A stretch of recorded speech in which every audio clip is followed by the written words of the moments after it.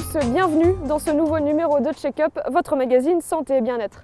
Au sommaire de cette nouvelle édition, les dispositifs de lutte contre le virus Ebola. Nous verrons comment les hôpitaux du département se préparent à faire face à l'épidémie. Nous parlerons ensuite de l'allaitement maternel en se penchant sur le rôle d'une consultante en lactation yvelinoise. Au sommaire également, la chirurgie mini-invasive. Nous sommes allés à Poissy pour découvrir ces nouvelles techniques d'opération moins douloureuses pour les patients. Mais tout d'abord, place à ce témoignage, celui de Lola, 7 ans, diabétique depuis plusieurs années. Nous l'avons rencontrée chez elle à Marly-le-Roi à l'occasion de la journée mondiale du diabète le 14 novembre. Elle nous explique comment elle vit avec la maladie. Élodie Moine pour les images. Parfois, j'ai envie de rester autant de temps que je veux à la piscine, manger plein de trucs, plein de bonbons, parce que j'adore ça, mais sinon ça va. Et pourquoi tu peux pas rester longtemps à la piscine? Parce que sinon ma glycémie est trop élevée. D'accord. Parce que tu as une pompe. Oui. Voilà. Et quand elle se baigne, on doit débrancher la pompe. D'accord. Pour qu'elle puisse se baigner. Et donc on peut débrancher la pompe environ 1 heure et demie. Et ensuite la rebrancher. Donc voici la pompe à insuline qui est reliée par une tubulure à un cathéter qui est sur le haut de la fesse, qui doit être changé 2 à 3 fois par semaine. C'est bon chérie. Et donc à l'intérieur de cette pompe, vous avez un petit réservoir avec l'insuline. Donc de l'insuline qui passe toute la journée en continu, comme notre propre pancréas en fait, excusez-moi. Et au moment des repas, nous effectuons une injection grâce à la pompe, ce qui évite d'utiliser une seringue ou un stylo à insuline, comme d'autres ont beaucoup. Hop, tiens. Et ça te dérange, toi Lola? Tu le sens? Non, ça me dérange pas. Elle a l'habitude, c'est vrai qu'on la pique sur le haut de la fesse. Elle a pris l'habitude de faire attention à la tubulure, c'est toujours accroché à sa ceinture. Bon, parfois, elle a des moments de ras-le-bol, où ça la gêne, elle n'a pas envie, l'été, sous une robe, ça la contrarie parfois un petit peu au niveau esthétique. Mais sinon, non, on va dire qu'elle est plutôt à l'aise avec ça. Comme elle dit, je pense que ce qui est difficile, c'est parfois la frustration et de ne pas se sentir exactement comme les autres. Mais elle peut faire tout autant que les autres. Elle peut manger comme les autres, tout est une question d'équilibre. Finalement, un enfant diabétique peut manger comme n'importe quel autre enfant. Et tout le monde devrait manger en fait comme quelqu'un de diabétique, c'est-à-dire équilibré, manger de tout. et la pompe, c'est un gros confort. Donc nous avons un appareil à dextro avec un autopiqueur. Lola doit faire un dextro avant chaque repas. Pour mesurer le taux de sucre dans son sang. Hop. Voilà. Vas-y. Et donc, elle récupère la petite goutte de sang qui va nous donner le taux de sucre qu'elle a dans le sang à ce moment-là. On peut savoir si elle est en hypoglycémie, donc si elle a trop peu de sucre dans son sang, ce qui nécessitera qu'elle soit resucrée, ou si elle a vraiment trop de sucre dans le sang en dehors des repas, pour permettre de faire une autre injection d'insuline pour que son taux redevienne à la normale. Faut réussir à le vivre et si on n'y arrive pas, faut quand même le faire.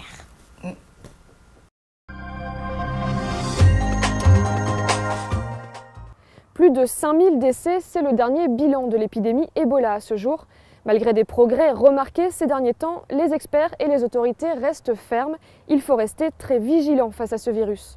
Dans les Yvelines, les établissements se préparent à recevoir des cas éventuels, comme au centre hospitalier de Poissy-Saint-Germain-en-Laye où nous nous sommes rendus. Élodie Moine pour les images. À l'accueil du service des urgences de l'hôpital Poissy-Saint-Germain-en-Laye, le patient ne peut pas y échapper. Ces affiches placardées sur les murs alertent sur le virus Ebola. Mettre un masque, se laver les mains, ce sont les premières précautions à suivre si un patient présente de la fièvre et revient des pays atteints par l'épidémie. L'infirmière à l'accueil lui demande alors de sortir et de suivre ce circuit spécifique à l'extérieur. Donc le patient est accueilli ici et isolé dans la salle d'examen immédiatement, ce qui limite les contacts dans le service avec les patients et les professionnels de santé. Et vous avez ici pour le personnel la procédure d'habillage et de déshabillage pour permettre d'avoir des mesures de protection individuelle les plus efficaces possibles. C'est en effet dans cette zone qu'un binôme formé d'un médecin et d'une infirmière confirmée s'habille selon ces règles très rigoureuses. Grâce à des kits de protection individuelle spéciale Ebola rangés dans cette salle un peu plus loin, tout est fait pour éviter les risques de contact et de contamination. Dès que les professionnels de santé sont parés, ils procèdent à un interrogatoire du cas suspect dans une salle d'examen standard entièrement vidée pour l'occasion. Aucun prélèvement n'y est réalisé et le patient n'en sort pas jusqu'à ce qu'une décision soit prise. Soit le cas suspect est levé, dans la plupart des cas c'est ce qui arrive, c'est-à-dire qu'en fait on pensait que c'était possible et finalement en lien avec le SAMU, l'INVS et l'ARS, ce cas n'est pas confirmé. Ou si ce cas devient possible, à ce moment-là il est transporté par le SAMU qui vient le chercher ici, dans le centre de référence. L'hôpital Bichat pour les adultes et l'hôpital Necker pour les enfants, tous deux situés à Paris, sont les centres de référence. C'est là que les prélèvements sont réalisés sur les patients. Les prélèvements sont envoyés à Lyon et dans les 6 à 12 heures, le diagnostic est confirmé ou non. Pour l'instant, aucun cas suspect n'a dû être isolé selon cette procédure dans l'établissement. Du 12 au 19 octobre, c'était la semaine mondiale de l'allaitement maternel. L'occasion pour les professionnels de santé d'échanger, d'informer et de soutenir cette pratique. Nous avons rencontré une conseillère en lactation yvelinoise. Elle nous raconte quel est son rôle auprès des mamans. Patrick, Jacques de Dismuth pour les images. C'est la deuxième fois que Sophie reçoit Margaret chez elle. Depuis la naissance de son 3e enfant, cette jeune maman rencontre des difficultés à l'allaitement. En fait, là, Luna, dès la naissance, j'avais eu des douleurs. À l'hôpital, il m'avait dit que ça passerait quand elle grandira et que sa bouche allait grandir aussi. Donc tout ça allait se mettre en place. Et puis les jours ont passé, les douleurs ont persisté. Sur les conseils d'une amie, elle fait donc appel à Margaret, consultante en lactation à domicile. Son verdict tombe rapidement. La petite Luna a un frein de langue trop court qui l'empêche d'allaiter convenablement. Le bébé a donc subi une petite opération et fait quelques séances de rééducation. Et sur une échelle de douleur de 0 à 10, là par exemple, vous êtes à 3. Vous êtes à 3 3. D'accord. Les problèmes pour lesquels les mamans font appel à Margaret sont variés, mais ce qui revient souvent, c'est le fait que les professionnels de santé donnent de mauvaises informations aux mamans. Ce n'est pas un manque de bonne volonté, ce n'est pas un manque de bienveillance. C'est juste que beaucoup de professionnels de santé n'ont pas reçu une formation sur l'allaitement maternel. À la différence des sages-femmes qui ont plusieurs tâches, la consultante en lactation, elle, est uniquement spécialisée en allaitement. Il arrive parfois qu'elle accompagne les sages-femmes ou les puéricultrices, car ses connaissances dans le domaine sont plus poussées. Surtout, je suis là pour écouter la maman, pour comprendre ses difficultés et pour essayer d'apporter, avec ma formation, une aide, des solutions. Je lui propose des solutions. Après, c'est à la maman de voir quelle piste elle souhaite suivre. Dans les Yvelines, comme Margaret, environ 5 consultantes en lactation exercent au domicile des mamans.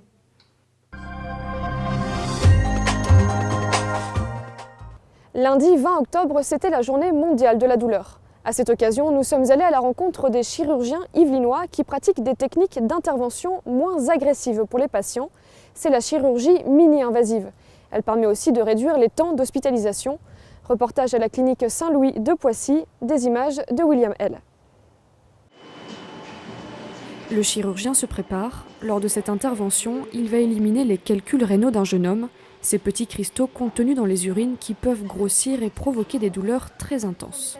Pour un homme, c'est une des douleurs les plus importantes qu'il peut vivre, puisqu'on compare la douleur de la colique néphrétique, donc la maladie que causent les calculs, à la douleur d'un accouchement sans anesthésie. Pour extraire les calculs, il va utiliser ce qu'on appelle la chirurgie mini-invasive. Grâce à une petite caméra et de la lumière qu'on peut insérer dans le corps à l'aide de tuyaux très fins, le chirurgien peut aller chercher et retirer les calculs en passant par la verge. Voilà, donc là on est dans le canal de l'urètre. On passe un petit coude et on se retrouve dans la vessie. Lorsque les calculs sont trop gros, le chirurgien peut même les pulvériser directement dans le corps grâce à cette fibre laser d'une taille minuscule de 260 microns. Quelques minutes plus tard, l'intervention est terminée. Les calculs du jeune homme sont tous éliminés Il va pouvoir sortir d'ici 2-3 heures dans les conditions de la chirurgie ambulatoire. Moi, il y a 20 ans, quand j'apprenais la chirurgie avec mes maîtres de chirurgie, je les voyais prendre un bistouri et faire une incision de 10 cm pour des calculs que je traite maintenant sans n'avoir du tout à faire d'incision. Donc c'est mini-invasif dans la mesure où on rentre jusqu'au bout de l'intérieur du corps de quelqu'un, mais sans aucun dommage corporel, si je puis dire, parce que l'incision, ça reste un dommage qu'on a le droit de causer au patient. La chirurgie mini-invasive, dont le matériel coûte cher et nécessite de lourds investissements, est l'un des axes majeurs de la clinique Saint-Louis à Poissy. Quelques mètres plus loin, cette chirurgie est aussi pratiquée ici sur le pied. La luxe valgus, appelée plus familièrement l'oignon du pied, est une déformation du gros orteil. Avant, pour l'opérer, le pied était ouvert de long en large et tous les plans osseux étaient exposés. Une opération réputée extrêmement douloureuse. Aujourd'hui, grâce à ces nouvelles techniques, on souffre moins pour 2 raisons principales. On fait des petites ouvertures et percutanées, comme vous avez vu, à travers des petits trous. Donc les gens souffrent très peu puisqu'on ouvre très peu le pied et on délabre très peu les parties molles qui entourent l'os et on n'est pas obligé d'exposer tout l'os pour pouvoir effectuer cette intervention. C'est également grâce à un protocole d'anesthésie moderne où on va sélectionner le nerf qui s'occupe de la sensibilité du pied de façon élective. Donc l'anesthésiste va le repérer par une échographie ou par la neurostimulation. Et donc comme vous voyez ici, à l'arrière du genou, il vient poser un cathéter. À l'aide de ce cathéter, les médecins diffusent un produit permettant aux patients de ne plus sentir leurs pieds les premières 48 heures, censées être les plus difficiles. À la clinique Saint-Louis, la chirurgie mini-invasive se développe depuis l'année dernière et en France, d'après les médecins, elle fait son arrivée depuis une dizaine d'années mais compte pour l'instant peu de pratiquants. Cette chirurgie nécessite en effet une formation spécifique et ne s'apprend pas du jour au lendemain.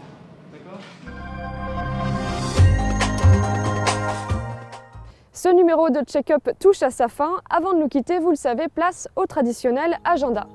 Le mercredi 26 novembre, une collecte de sang est organisée à Montigny-le-Bretonneux. Le véhicule sera stationné à proximité du centre commercial. Rendez-vous de 12h30 à 18h. Le vendredi 5 décembre, la ville de Plaisir s'engage pour le Téléthon et organise une Zumba géante. Prévoyez vos tenues les plus colorées car l'événement est placé sous le signe du fluo. Un événement ouvert à tous dès 19h sur le parvis du château. Check-up, c'est terminé. Merci de votre attention. Je vous donne rendez-vous dans un mois. D'ici là, portez-vous bien.